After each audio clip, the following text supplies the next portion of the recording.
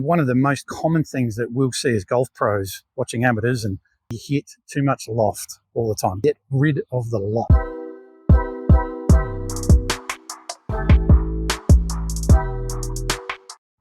G'day sports fans, here we go. What we've got here is a video describing how you can get better chipping and short game without any more practice at all. How do you do it? Well, you've got to get a hold of something that I call a mini bag, and then you've got to follow my flow chart here. What's a flow chart? Well, basically there's a question. If you answer yes, you don't go any further. If you answer no, you get to enter the next question. If you answer yes to that one, you don't go any further. So what we've got here is I've got putter, I've got my hybrid, I've got an 8-iron, and I've got my sand wedge. I've got 4 golf balls here. The thing about getting better at chipping that I find when I'm playing with amateurs all over the place, all over the country, is that most of the time their bad short game shots aren't due to bad technique or just in their head. It's just bad decision making. And one of the most common things that we'll see as golf pros watching amateurs, and hey, don't get me wrong, I was definitely there myself, hitting lob wedge from everywhere, is that they hit too much loft all the time. Get rid of the loft. So what does that mean? Well, I'll go back to that flow chart. So the first thing is, if I'm sitting in a situation like this and I've got not much trouble in front of me at all, there's a good lie, the fringe grass is pretty short and the ball's not going to get caught up and stop in it, then the first thing I ask myself is, can I putt it?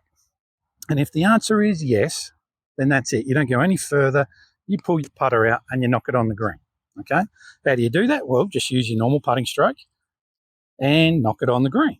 Okay? It's a nice little pendulum action. Why do we choose that one? Because your worst putt will always be better than your worst chip. Made famous by Lee Trevino, Jack Nicklaus, tons of people talk about that all the time. But the real main reason is your contact will be so much better on a bad putt than what it will be when you've got loft in your club. Because what happens is, as soon as you start getting loft, you have to make a much bigger swing. And then if you get bad contact, the difference between a good and bad contact becomes huge. So a bad contact with a wedge is going to go skinny all the way over the green or duffed right in front of you. When's the last time you duffed a putt? When's the last time you skinnied a putt?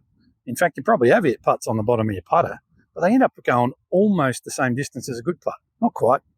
Don't go quite as far when you don't hit the sweet spot. But it is definitely something that is going to improve your short game immeasurably, that whenever you're just off the green, you can even go 10, 20 metres away if you want to on really short grass. Putt it. That's the first thing. Now, what would stop you from putting? Well, that's a good question. Things like a bad lie. You might still have really good fringe grass, but you might be sitting down in a little bit of a hollow. There might be a little bit of a divot. I might put that ball a little bit of a hollow. Now, what happens there is, if I come in nice and close, is when the ball is sitting down in a little depression like that, if I come in with putter, it's going to hit the other side of that depression because it hasn't got much loft on it. It's going to hit that other side. It's going to bobble up in the air and finish really short. So what I'm going to do is I'm going to putt with loft. So I've got a hybrid here. I'm going to use my putting technique. I'm going to come through, and the 22 degrees loft I've got on that, 19 degrees I've got on my hybrid is going to lift it up and out of that depression, and it will start rolling much better. And what I'm going to be able to do then is, if it doesn't bobble, I'm going to be able to judge distance a lot better. All right, so I'm going to show you this one. I'll grab the hybrid now because I'm sitting down in a little hollow. I'm just going to use my same putting stroke technique like I did just before. Back and through. And some of the things you might find with that is, if you're starting out and you're unsure about how big a swing to make with your hybrid, there's good reasons for that, because a hybrid does come off with a bit of jump off the face because they're not designed like a putter. They're designed to hit the ball a long way. But one of the things I would say to a beginner, the first people trying to do this, is, Paul, I don't know how big a swing to make. I go, yeah, I get that. It's brand new, but use your putting stroke size as a reference. Like if you think, I'd probably swing my putter back to there and through to there, something like that, do the same size with your hybrid and you're not going to be too far away. Chances are it'll probably be a little bit longer, but really when you're off the green, if you're shooting over 85, all you got to do is get on the green in one and get down in 2 putts, and you're going to hit close enough shots with this that you're going to one putt your next one, right? So that's a really important part of understanding this whole concept, is that just use your same putting technique for this shot, okay? If it's getting really long, you might then start going into your chipping technique, but we'll get to that now. So what would stop me from using my hybrid? Well, not necessarily this circumstance you see right here, which is pretty short fringe grass, but let's imagine my ball's just in a little bit of rough And what I've got to do, I'm going to use this putter as an example, is let's say I've got rough going right up to where this putter is. And if I try and putt that, it's not going through. If I try and use a hybrid, it's not going to just run through that grass. It's too long. So then the next thing I'm then going to do is, how can I put a little bit of loft on this but still not make a really big swing? Well, that's going to something like an 8-iron, 9-iron, 7-iron, and you're going to play a little chip and run.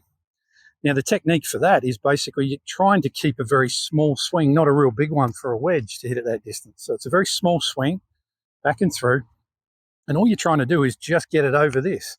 Give yourself a bit of a margin for error. You might be trying to get it a metre or so over that fringe grass, but you can see I've got my feet together.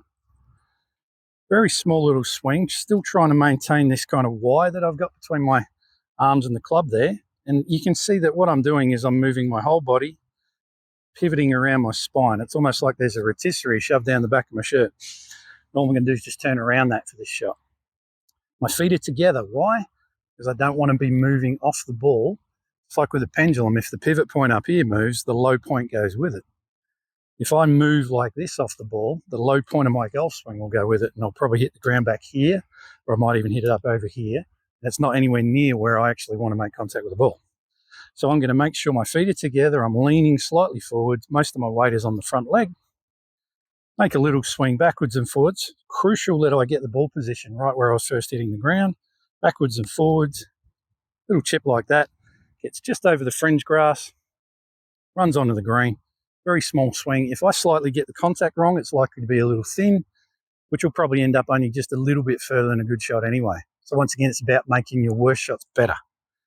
Now, what would stop me from doing that? Well, this time, let's imagine that I've got to fly it all the way onto the green. Why? Hey, maybe there's a bunker in the way. Maybe there's really long rough all the way to the edge of the green. So pretty much that's number one key to getting better at this one, is not actually hitting in that position in the first place. So say to yourself, I never want to be here ever again. So when you're planning before you hit the shot, make sure you're never here again. But then the next one is, same technique as before, but obviously I've just got to do a bigger swing. So a couple of keys to this one. So with this one, with the sand wedge, there's a few things we want to try and do with the technique. It's pretty similar to the 8-iron, but plenty more loft. It's 56 degrees. I'm going to have my feet together, which stops me once again from swaying. I'm going to just stay where I am, pivot around. I've got more weight on my left foot than I do my right. I'm just going to turn back and through using my shoulders and my hips especially. Trying to maintain this little Y I've got here. If you want to watch Jason Day, this is the kind of way he goes about his chipping. It's pretty amazing. I'm going to have a look where I'm first brushing the ground, which on this lie is like right in the middle of my stance. Set up with the ball right there. Have a look at my target again, and then I'm just going to turn back and through, landing it on the green over all the rough, and hopefully close enough to the hole that you can actually one putt. So what's the secret to this? What's the things I want you to take away with from this kind of video is to say, number one, get rid of the loft. How do you do that? If you can putt it, putt it. If you can't do that, putt it with loft. If you can't do that, chip and run it. And then if you can't do that, then hit a full-on wedge shot with lots of loft on. The other thing is pull your expectations into check. If you're not breaking 90, all you have to do is get it on the green and two-putt and get out of there with your bogey, right? If you miss the green just over here. You could be working towards trying to get down in 2, but that's as you're starting to get into single figures and trying to break 80.